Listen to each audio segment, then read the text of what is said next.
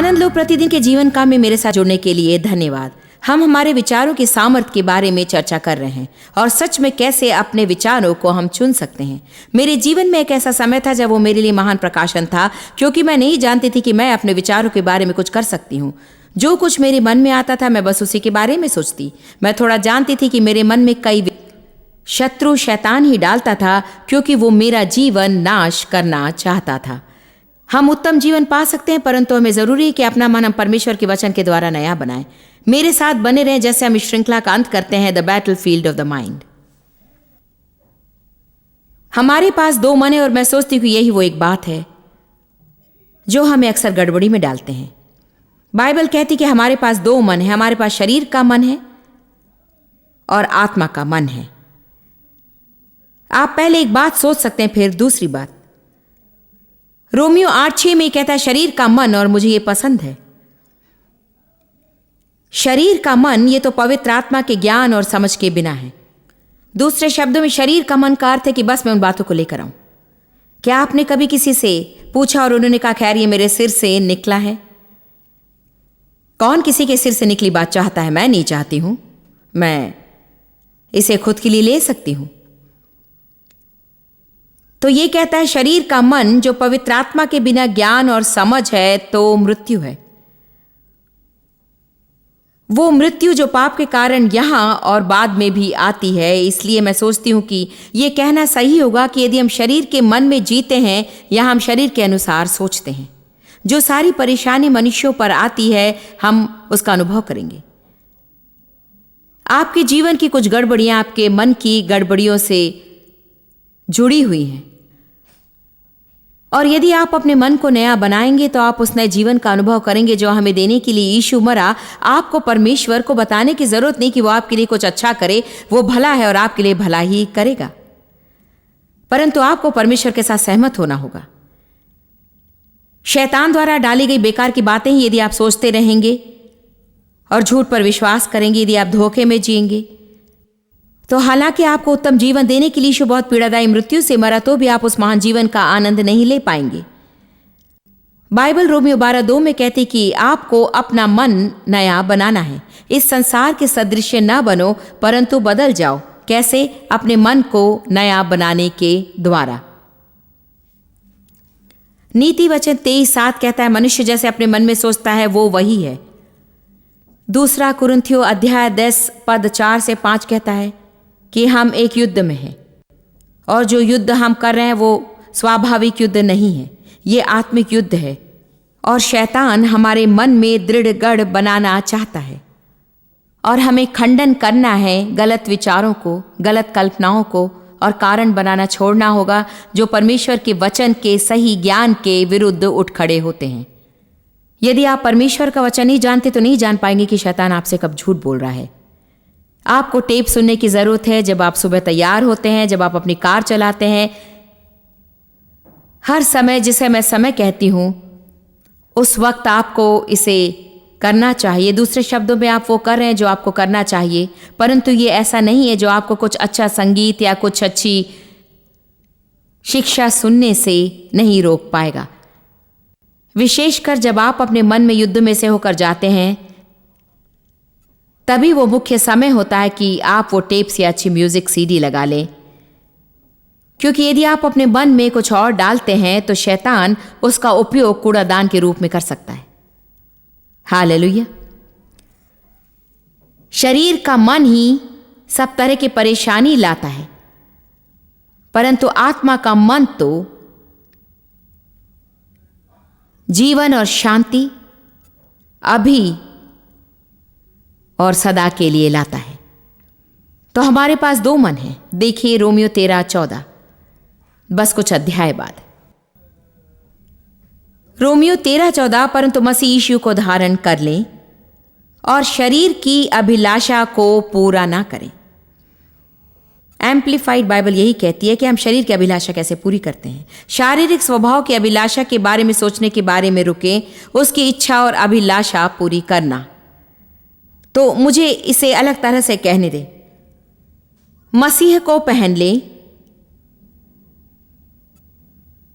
और शरीर की बुरी इच्छाओं के बारे में सोचने के द्वारा शरीर को अपने ऊपर राज न करने दें, क्योंकि जब आप उसे करने दें तो आप शरीर की अभिलाषा पूरी होने के लिए द्वार खोलते हैं। दूसरे शब्दों में, यदि मैं बस इसी बारे में सोचती रही कि किसी ने मेरे साथ क्या किया और वो तो अन्याय था, और मैं इसके बारे में सोचती रही और सोचती रही और इसके बारे में सोचती रही, तो आइए मैं आपको सच बताऊं, जब कभी मैं उस व्यक्ति के साथ आती तब मैं किसी भी तरह से उससे अच्छा व्यवहार नहीं कर सकती। यदि मैं अपना मुंह भी बंद कर लूं तो भी वे इसे मेरी शारीरिक क्रिया के द्वारा देखते हैं या वे इसे मेरे चेहरे के हाव भाव से समझ जाएंगे। इसीलिए हमें भूल जाना है और जल्दी ही भूलना है और हमें प्रेम के वचनों पर मनन करना है। यह एक वचन है जो आपको याद रखना है और उस पर आपको मनन करना है। तो अपने प्रभु परमेश्वर से, अपने पूरे हृदय से, अपने पूरे मन से, पूरी बुद्धि से और अपनी पूरी शक्ति से प्रेम उसी से भी। मत्ती 13:34, एक नई आशा मैं तुझे देता हूं कि जैसे मैंने तुझसे प्रेम किया है वैसे ही तुम आपस में प्रेम रखो, इसके द्वारा सब लोग जानेंगे कि तुम मेरे चेले हो। कलीसिया में प्रेम में चलना चाहिए, और यदि आपके पास पहले प्रेम के विचार न हो तो आप प्रेम में नहीं चल सकते हैं। जहां मन जाता है वहां मनुष्य जाता है। हम जो विचार रखते हैं उसके द्वारा हम खुद क्रिया के लिए तैयार होते हैं। यदि आपके मन में ऐसा कुछ आता है जो परमेश्वर के वचन के अनुसार नहीं है, उसे आप अच्छे से जानते हैं कि वो आपके जीवन में जहर घोल देगा, और उस परिस्थिति में यीशु इस तरह से कभी नहीं सोचता, तो आप कह सकते नहीं, मैं वो नहीं सोचूंगा, और आप जानबूझकर कुछ और सोच सकते हैं। आपको सावधान रहना होगा कि आप खुद के बारे में कैसे सोचते हैं। आपको सावधान रहना होगा कि आप दूसरे लोगों के बारे में क्या सोचते हैं। सावधान रहना होगा कि आप अपने भविष्य के बारे में क्या सोचते हैं, क्योंकि अभी आप जो सोच रहे हैं आप वैसे ही कल रहेंगे। कम ऑन कलीसिया, वो सोच जो आपको शारीरिकता में लेकर चलती उसे वहीं रोक दें। नया जन्म होने पर आपके मन का नया जन्म नहीं होता है। क्या आप इसे जानते थे? आपका नया जन्म होता है, आप खुद की ओर आईने में देखते हैं, आप अभी भी वैसे ही हैं। यीशु को अपना उद्धारकर्ता आपने माना है, परंतु जब तक आप पवित्र आत्मा के साथ मिलकर अपना मन नया न बना ले तब तक आपकी पुरानी सोच ही होगी। सच तो यही है, आप नया जन्म पा सकते हैं और फिर भी पुरानी बेकार की बातें सोच सकते हैं और वही पुरानी बातें कर सकते हैं। जिसका सच में नया जन्म हुआ है उनके जीवन में आप बदलाव देखेंगे, क्योंकि फल तो होने चाहिए। परंतु यदि आप अपनी सोच ना बदलें तो आपका व्यवहार अधिक कभी नहीं बदलेगा। इसीलिए बाइबल इफिसियों 4 में कहती कि हमें प्रतिदिन हमारा मन और हमारी मनोदशा नई बनानी है, अर्थात प्रतिदिन मुझे मेरे मन पर नियंत्रण करना है, मन को अनुशासित करना है और प्रशिक्षित करना है। प्रतिदिन प्रतिदिन प्रतिदिन प्रतिदिन प्रतिदिन प्रतिदिन प्रतिदिन प्रतिदिन अपने शरीर के लिए कसरत करना और उसे अनुशासित करना बहुत अच्छा है, परंतु साथ ही आपको अपने मन को भी अनुशासित करना है। अपने मन को जैसे चाहे वैसे भागने न दें। शायद आप सोचो क्योंकि वो विचार तो व्यक्तिगत है और वो आपके अंदर होते इसलिए कोई फर्क नहीं होता है, परंतु यही तो सबसे बड़ा झूठ है जो शैतान ने कहा है, क्योंकि परमेश्वर तो हृदय का परमेश्वर है। और उसने कहा यदि तुम किसी स्त्री की ओर देखते हो और उसके बारे में गलत विचार रखते हो तो ये और कुछ नहीं परंतु उसके साथ आपने वह विचार किया है।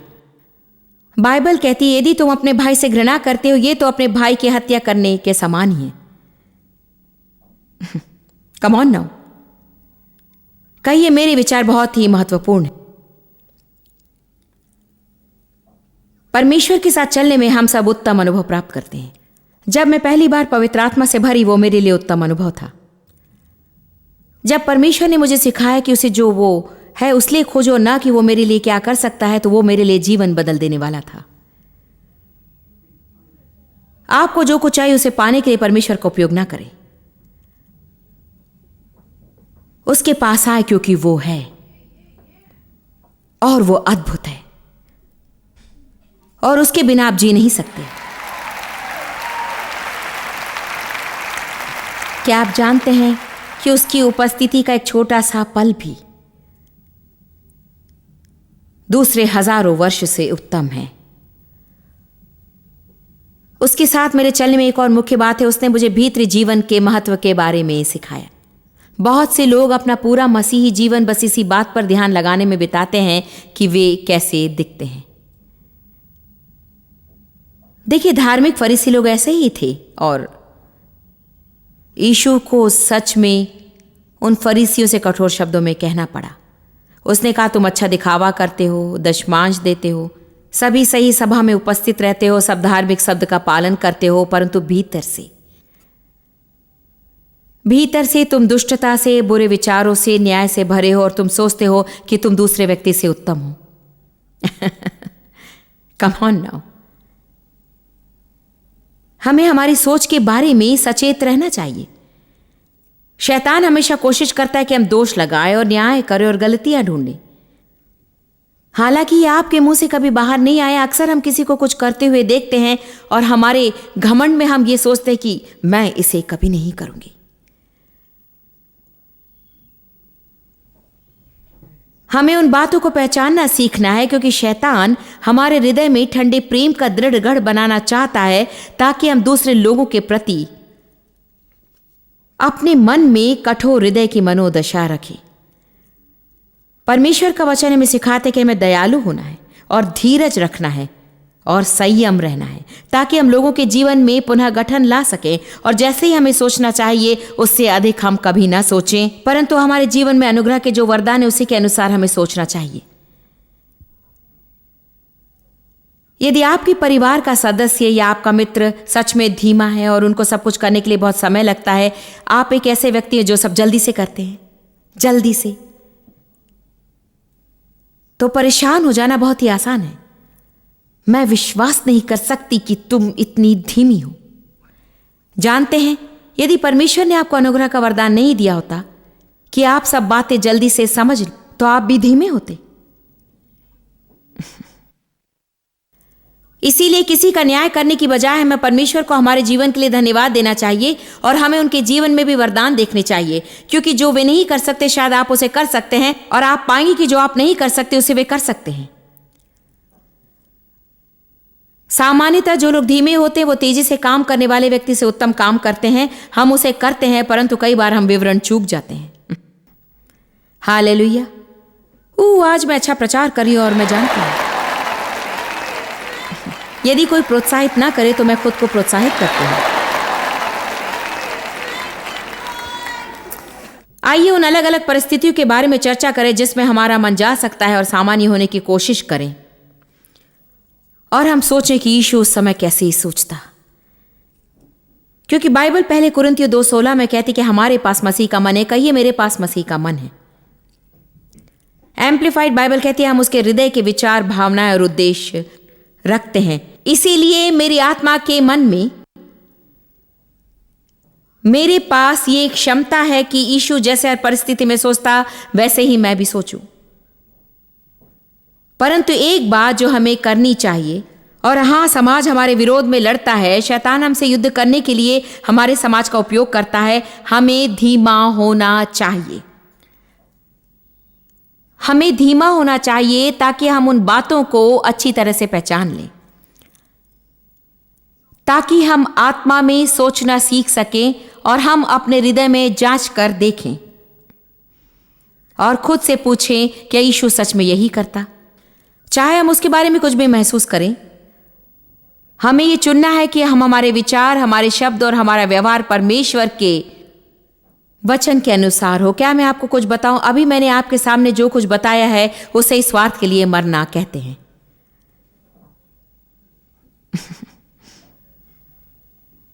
पौलुस ने कहा मैं रोज मरता हूं। उसने कहा मैं जीवित नहीं हूं परंतु मसीह मुझ में जीवित है, और वो जीवन जो मैं जीता हूं वो परमेश्वर के पुत्र पर विश्वास करने से जीवित हूं। यीशु ने कहा जो भी मेरे पीछे चलेगा वो अपना क्रूस उठाए और ऐसा करे, वो खुद को भूल जाए, खुद के बारे में सोचना और खुद की रुचि को अनदेखा करे और मेरे पीछे हो ले। यही तो आत्मिक परिपक्वता है, खुद के लिए मरना यही तो है। यदि आप सच में जीना चाहते हैं तो आपको मरना होगा। देखिए, यीशु मरा और फिर जी उठा। हम शारीरिक रूप में मरकर आत्मिक रूप में जी उठने के बारे में नहीं कह रहे हैं। हम कह रहे हैं कि हम यहाँ पृथ्वी पर मरे खुद के लिए और स्वार्थ के लिए और शारीरिकता के मन के लिए और उन सब बेकार की बातों के लिए जो शरीर करना चाहता है, ताकि आप वो सच्चा जीवन पाए जिसे देने के लिए यीशु मरा। लोगों से नफरत करना सच्चा जीवन नहीं है। जलन रखना सच्चा जीवन नहीं है। दोषारोपण सच्चा जीवन नहीं, क्योंकि आप जहर से भरे हैं।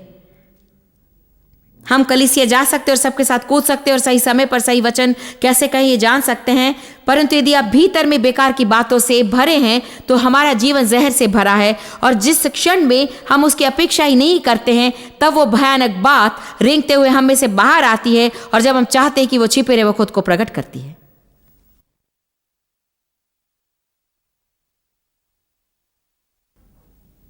आइए वापस चलें, अपनी पवित्र कल्पना का उपयोग करें। देव ने मेरी भावना को चोट पहुंचाई। अब ये एक कल्पना है। बेचारे देव, हमेशा उनका उदाहरण होता है। आइए कहें कि देव ने मेरी भावना को चोट पहुंचाई। मैं विश्वास ही नहीं कर सकती। मेरे जन्मदिन पर वे मेरे लिए कुछ भी नहीं लाए, और मैं विश्वास नहीं कर सकती कि वे शादी की सालगिरह भूल गए। मैं विश्वास नहीं कर सकती कि उन्हें मालूम ही नहीं कि मैं कितना मुश्किल काम करती हूँ और उन्हें मेरे लिए कुछ करना होगा। मैं उसके बारे में सोच सकती हूँ और सोच सकती हूँ और सोच सकती हूँ और अधिक सोच सकती हूँ, और उतना ही दयनीय होती जाऊंगी। मैं उतनी ही कड़वी होती जाऊंगी। मेरा चेहरा उतना ही उदास होता जाएगा। परंतु यदि मैं बस 1 मिनट लेकर कहूं, यीशु कैसे इस परिस्थिति में काम करता, तो जानते हैं, हम उत्तर जानते हैं। कितने लोग जानते कि आप पहले से उत्तर जानते हैं? हम जैसा दिखावा करते उतने मूर्ख नहीं हैं। हम परमेश्वर से जो सुनना चाहते हैं उसे सुनते हैं, और फिर जो हम परमेश्वर से नहीं सुनना चाहते तो हम दिखावा करते कि हम परमेश्वर की सुन नहीं पाते हैं। आपको चुनिंदा सुनना बंद करना है और परमेश्वर जो कहता है उसे सुनने लगे। खैर, बस आप कहें, ठीक है प्रभु, मैं दयनीय हूं, मैं निराश महसूस करता हूं, तो क्या गलत है? ओह, ये मेरे विचार हैं। आइए इस्राएलियों के समान न हो, जो इतने समय तक कुड़कुड़ाते और बुड़बुड़ाते रहे कि प्रभु ने उनके खेमे में जहरीले सांप भेज दिए और उन्होंने लोगों को डसा और लोग मर गए। जानते हैं, उनकी मूर्खता की मनोदशा के कारण 23,000 लोग एक ही दिन में मर गए, और अब उन्हें एक प्रकाशन मिला।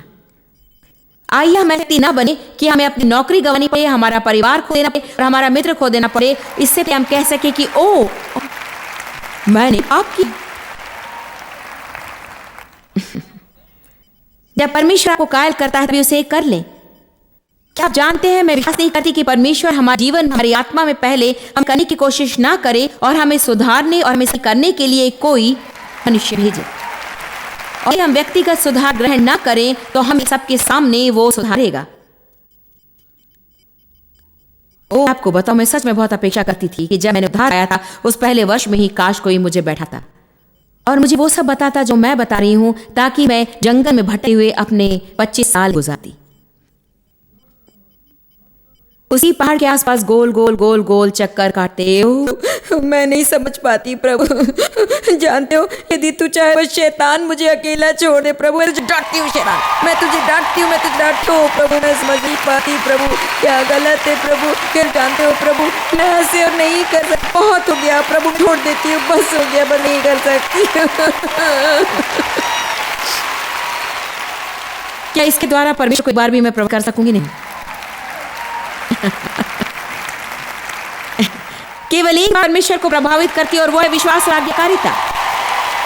केवल एक ही बार परमेश्वर प्रभावित होता है जब हम हमारे मुंह से उसके वचन कहते हैं।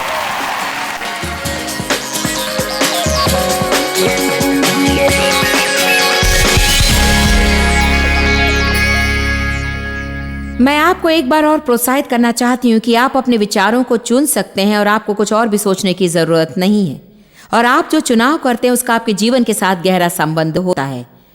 आइए उस रीति से सोचें जैसे कि यीशु सोचता, ताकि हम वो जीवन पा सके जो वो चाहता है कि हमारे पास हो।